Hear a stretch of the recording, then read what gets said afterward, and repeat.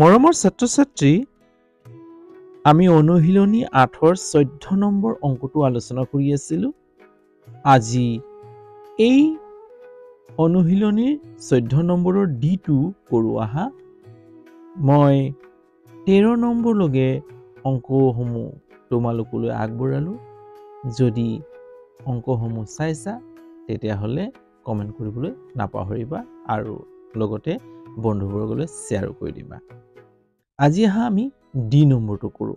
D নম্বৰটো চোৱা 19.63 kilogram plus 7.639 kilogram. চোৱা দুটাও কিলোগ্ৰামত আছে, গতিকে ইয়াক আমি যোগ কৰাত একদম ইজি হ'ব, হয় নহয়? আমি এই অংকটো তৎক্ষণাৎ কৰি দিব পাৰোঁ, কাৰণ দুটাও কিলোগ্ৰামত আছে, ইয়াত কোনো অসুবিধা নহয়। গতিকে এইটো মই চমুকে কৰিয়ে দিছোঁ। ইয়াত সমাধান 19.63 কিলোগ্ৰাম প্লাছ 7.639 কিলোগ্ৰাম। হ'ল, এতিয়া যোগ কৰি দিয়া।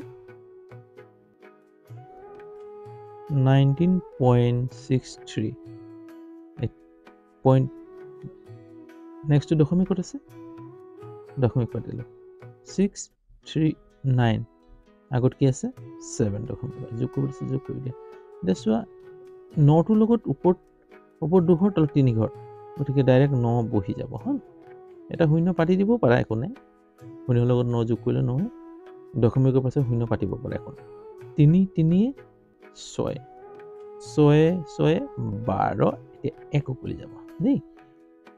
9 7 16 1 17, এই দশমিকটো পাতিবা, দশমিক হ'ল 17। এতিয়া আকৌ 1 উকলিছিলে, 1 1 2, উত্তৰটো কিমান পালোঁ 27.269 কিগ্ৰা। একদম ইজিকে হৈ গ'ল। হ'ল, অংকটো একে লাইনতে কৰি দিলোঁ। যদি মোৰ এই অংকসমূহ তোমালোকক বুজোৱাত যদি তোমালোকে ভাল পাইছা তেতিয়াহ'লে লাইক এটা কৰিবা আৰু যিমান পাৰা বন্ধুবৰ্গলৈ শ্বেয়াৰ কৰি দিবা। যদি চেনেলত নতুন তেতিয়াহ'লে চেনেলটো ছাবস্ক্ৰাইব কৰি ল'বা আৰু বেল আইকনটো টিপি দিবা, যাতে সময়মতে মোৰ ভিডিঅ'সমূহ পাই থাকা। তোমালোকৰ ফিডবেকসমূহ মোক দিবা যে তোমালোকে কেনে পাইছা। যদি ভাল পালে ভাল কমেণ্ট কৰিবা আৰু বেয়া পালেও বেয়া কমেণ্ট কৰিবা, ক'ত বেয়া পাইছা জনাবা। তেতিয়াহে মই আকৌ তাত শুধৰণি কৰিবলৈ চেষ্টা কৰিম, তোমালোকক আৰু উন্নত পদ্ধতিৰে শিকাবলৈ প্ৰয়াস কৰিম। মই এই প্ৰচেষ্টাক তোমালোকলৈ আগবঢ়াইছোঁ। যদি তোমালোকৰ সহায় সহযোগিতাসমূহ পাই থাকোঁ তেতিয়া আগলৈও মই আৰু উদ্যমেৰে তোমালোকক নতুন নতুন কৌশলেৰে অংকসমূহ বুজাবলৈ চেষ্টা কৰিম। আজিলৈ ইয়াতে ৰাখোঁ, বাই।